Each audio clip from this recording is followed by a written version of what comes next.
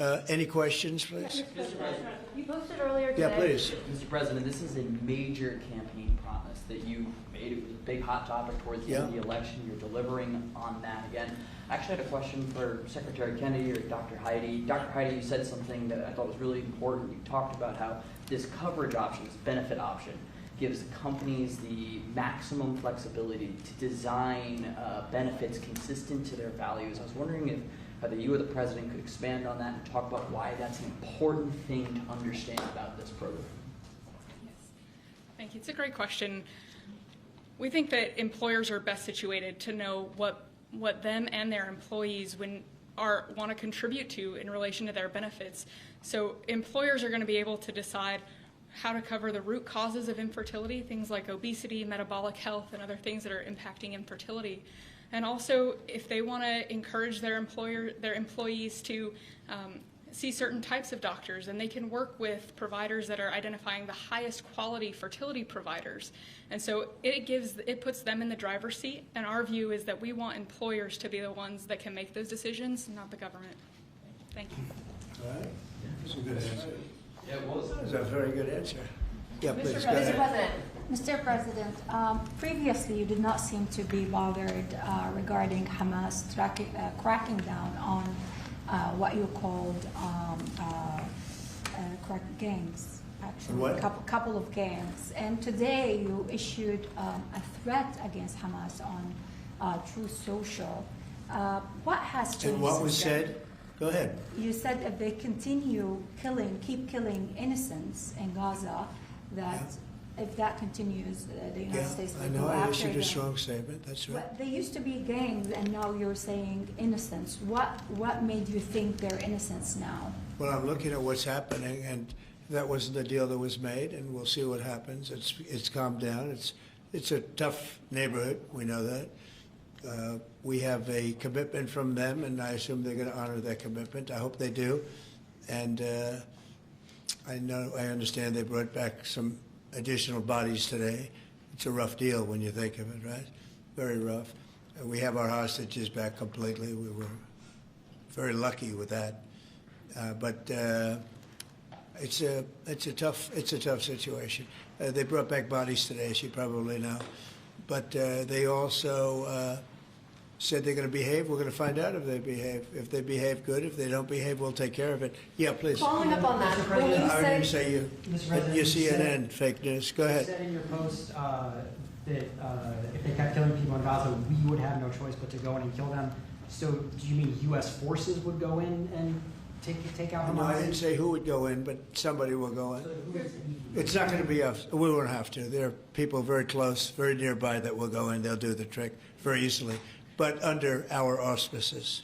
Could I follow up? You also posted about your call with President Putin today, and you spoke about the meeting in Hungary with him. Do you have a timeline or a date set for when? Yeah, I would say within 2 weeks or so, pretty quick.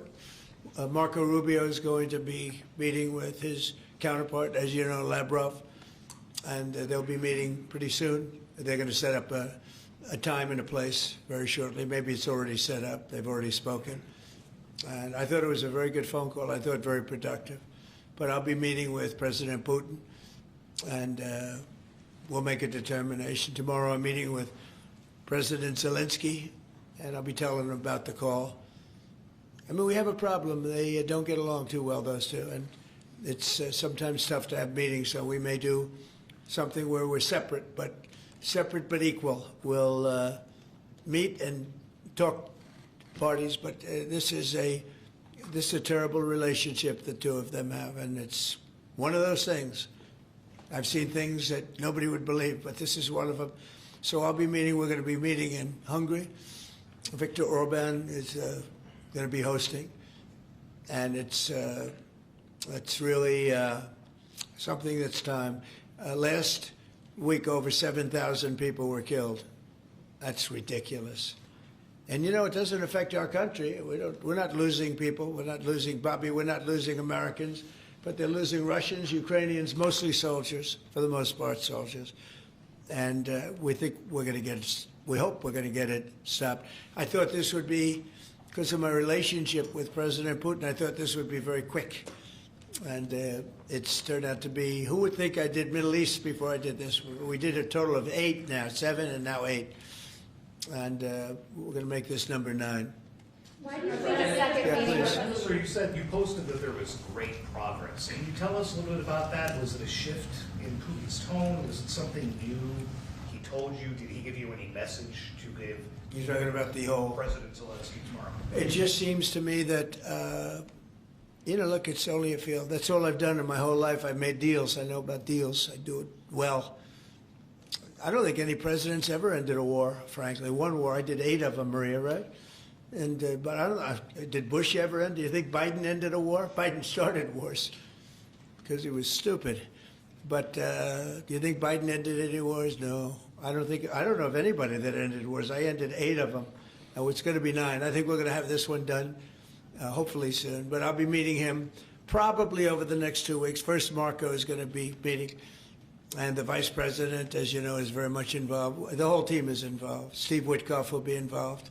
Yeah, please. What did you tell him about the Tomahawks? Did you About discuss the Tomahawk missiles? Did you discuss? Well, we talked about it a little bit. Didn't say much, but I do say to you, we need Tomahawks for the United States of America, too. We have a lot of them, but we need them. I mean, we can't deplete for our country. So, they're very vital. They're very powerful. They're very accurate. They're very good, but we need them, too. So I don't know what we can do about that. Mr. President, why do you think a second meeting with Putin? Why do you think a second meeting with Putin now will yield different results? Well, I think Alaska actually set a stage, and that wasn't very long ago, but it set a stage. You have to understand, I came into this situation. I didn't start this war. This is a Biden deal, and I came into it, and it was a mess. It could have led to World War III. In my opinion, this could have led to World War III. That won't happen, but it could have. So I came in, this war was raging. When I left, this wasn't even a thought. For 4 years, nobody talked about it. I spoke to President Putin about Ukraine. It was the apple of his eye, but there was never going to be doing anything like this. And this all went because of some really bad decisions that were made. And look what you have. You have millions of people dead. You have just a horrible, horrible situation. I'm doing it to save souls. That's all I'm doing it for. I'm not doing it for us. We have an ocean between us. I'm doing it also to help Europe. They want to have it ended, but they're unable to do it. I'm able to do it. So I think we'll be successful. We'll save a lot of lives. It should have been done. Should have never started. This would have never happened if the election weren't rigged. This would have never happened. But it did happen, and I'll get it stopped. Did you get an updated message to pro-life Yeah, go ahead. conservatives? Yeah, you mentioned a $1,300 drug at the top of this. Were you referring to the weight loss drugs? Yeah, I was referring to Ozempic, or I heard the fat loss drug. So those are going to be $150 out of pocket Yeah, for well, Americans. they'll be much lower. They'll be much lower. Yeah, go ahead. We have not negotiated those yet. We're going to be rolling these out over time. The GLP category of drugs, which includes Ozempic, have not been negotiated yet. What's the timeline for that? But it will. It'll come down, like everyone else. Okay. Any timeline on those negotiations? No, but I think those are going to come down pretty fast, and we do have, I guess, some alternative. The president will be happy with the result, and until he is, we're not going to close those negotiations. Thank you. Except it'll happen. Got it. Mr. President, what's your message to Pro-life pro-life conservatives. Some pro-life conservatives have religious objections to IVF and are already critical of this policy. What's your message to them? I don't know about the views of that. I'm just looking to do something because, pro-life, I think this is very pro-life. You can't get more pro-life than this. Please. Mr. President, you've been talking about how this new benefit plan will also include root cause treatments for infertility. How will you make sure that those root cause treatments are equally accessible to IVF? Well, I think we're going to be doing that. Would anybody like to talk about that subject? I'll comment Please. on the rulemaking process. I think it's the determination, again, Secretary of Labor, the determination, the Department of Labor is issuing their intent today to open up the rulemaking process, again, for more flexibility. Anytime that you have a president who's leading when you can offer more access to health care at a lower rate is a benefit to the American people and to the end user, and that's exactly what he's doing. And so you heard before that through the Q&A, guidance that was issued today with the other agencies. That will give guidance to our employers and the employees about what the flexibility of that is, and then again, opening that rulemaking process for further determination of the access that can be had, offered in those benefits for all different types of healthcare access is the goal of the Department of Labor. Good answer. That's Thank very- you. I like this better. They can do better than me. Yeah, please. President, do you Good think we job, could Laura. see? You know, you're doing a fantastic job. Thank you, Mr. President. I shouldn't tell, I won't say it, but I will not say that she was recommended by the Teamsters. Can you believe it? And she's turned out to be a gem, an absolute gem. You're doing a great job. Thank you very much. Mr. President, John Bolton was just Do you indicted. think we can see your deal-making skills applied to the government shutdown anytime soon? Well, look, I mean, all we want to do is just extend. We don't want anything. We just want to extend, live with the deal that they had. They want to spend $1.5 trillion on illegal immigrants, and they want to destroy health care for everyone else, and it's crazy. It's crazy. People that are here illegally, they want to spend $1.5 trillion. So we're just not going to do it. No, we have to take care of our health care. Now, we're doing that today, and we're doing it with, you know, favored nations, the most favored nations. Your costs are going to be dropping greatly. And I'm really I'm really happy that it's at the beginning of my administration, because I did insulin and got it down to like $25, but it doesn't kick in. It didn't kick in for 2 years by statute, so it couldn't kick in. And I said, boy, I hope I win this election, because if I don't, somebody else is going to take credit for it, Bobby. And sure as can be, Biden said, he didn't even know what the hell was happening, and it was a hard thing for me to do. I got insulin way down. What was it before that? It was just massive. It was impossible to afford. And sure as can be, because it was statute, it couldn't have been earlier. I said, boy, this falls into the next administration. I better win. And all of a sudden, I watched this Biden taking credit for something that I did, and on other things too. We had a lot of things kick in. So the nice part about this is at the beginning of our administration, so I think we're going to see the fruits of our labor. And I hope on our other situation that we've talked so much about, autism, I hope we're going to see some very good results based on the recommendations that we made. And, you know, we have time to watch those results. Mr. President, John Bolton was just indicted by a grand jury in Maryland. Do you have a reaction to that? I didn't know that. You told me for the first time, but I think he's, you know, a bad person. I think he's a bad guy. Yeah, he's a bad guy. It's too bad, but that's the way it goes. Have you reviewed the case against him? That's the way it goes, right? That's the way it goes. Will I what? Have you reviewed the case against him? No, I haven't. I haven't. But I just think he's a bad person. Okay, anybody else? What's the timeline for the IVF drug through the National Commissioner Priority Review Voucher? Dr. McCary? What do you think, Doctor? Yeah. So, first of all, the National Priority Voucher Program says we're going to proactively at the FDA look for amazing treatments like this IVF treatment.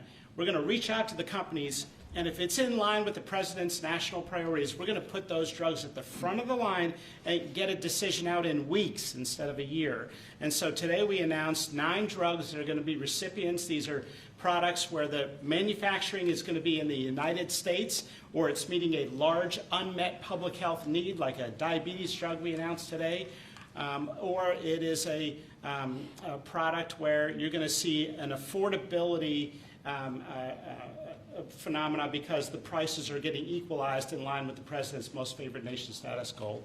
Wow, that's great. Why didn't I have him speaking? So could have saved a lot of time.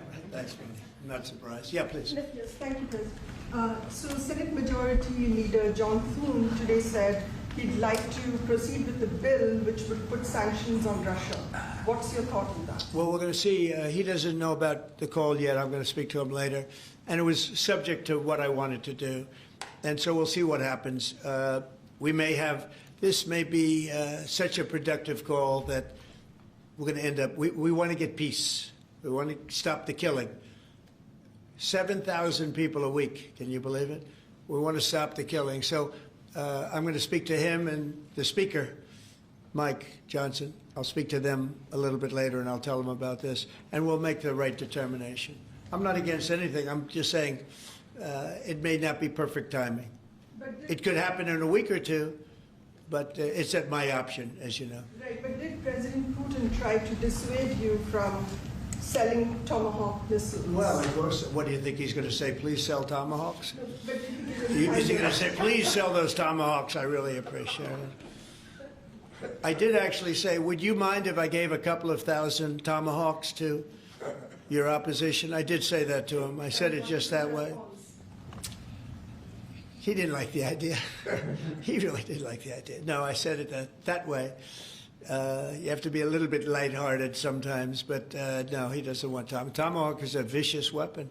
It's a vicious, offensive, incredibly destructive weapon. Nobody wants Tomahawk shot at him. Did he specifically ask you not to provide Tomahawks? So, wouldn't anybody?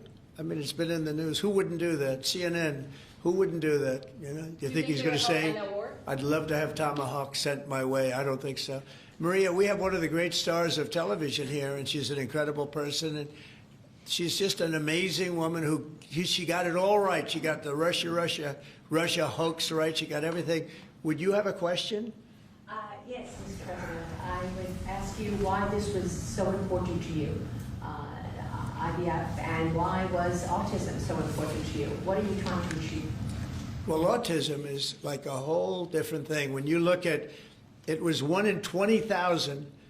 Now it's 1 in 12. If you look, Bobby, we have different numbers, but 1 in 12, 1 in 28, 1 in 32. There's a couple of different numbers out there, but it's 1 in a very, very different number than it used to be. It used to be 1 in 20,000, and that was not that long ago, 20 years ago or so. And now they had something for boys, for babies, baby boys. It's 1 in 12. I heard 1 in 10, Bobby. I heard another one, different lists. But when you think of that, it's not even sustainable, but there's something artificial. When that happens, that's not like a natural. And then you have certain groups of people that literally don't have autism, and they're not taking some of the things that we're taking. So we're working very hard. And on IVF, it's just that I have friends, including Katie, that called me and they told me the importance of it. I wasn't that familiar with it. Now I think I've sort of become the father ever since I heard. There was a bad decision in Alabama where a judge wanted all clinics to be immediately closed, right? And Katie called up and you said you were pretty strongly attacked by your friends that you didn't even know were involved with IVF, right? You had people that had grandkids, people who'd gone through IVF themselves telling their story and saying there are people with hope out there. Tell what you did when you heard from your friends. You said this was not, they almost became violent. Right? I told him, I said, Mr. President, we need you. We need your voice in this conversation. We need the directive. We need the strong support because there are millions of people out there, moms and dads, wanting to bring life into the world. And you had people, the chilling effect that occurred across Alabama, there were people that were in the middle of that process that had been praying to have a child, and that was halted. And so the reality of that was very stark in our state. And so I was able to tell the president some of the stories of people, friends and grandparents and relatives that told me what they had experienced and also, what they were fearful of in the future. And the president very quickly acted, spoke with a strong voice, and really led the way. Obviously, we saw Democrats continue to fearmonger for the remainder of the year, trying to use it as an election issue when actually IVF is legal and accessible in all 50 states. And President Trump very clearly said where he was on this, and he said, I'm going to make sure that this is more accessible and that it is more affordable for families coast to coast. That's exactly what he did, but it's that real life, there's real life stories, sir, that he responded to. And that's what people don't know about him. He cares. And when you tell him what American people are dealing with, he wants to do something about it. You have leaders and politicians that come before him that want to talk about things. President Trump wants to actually make things happen. That's exactly what he did here, and I'm so grateful, Mr. President. Thank you, Katie, very much. Appreciate it. So we will go back to what we're doing. Working again with Marco and with JD and a few of the people on the war, and we're doing a lot of other things also. The economy is unbelievable. It really is. It's been incredible. And I think one of the great numbers that I've ever heard, think of it, over $17 trillion being invested in our country. And when you think of compare that to the last administration, but really compare it to any administration, compare it to any country. There's never been a country with anything like that. That's in a period of 8 months.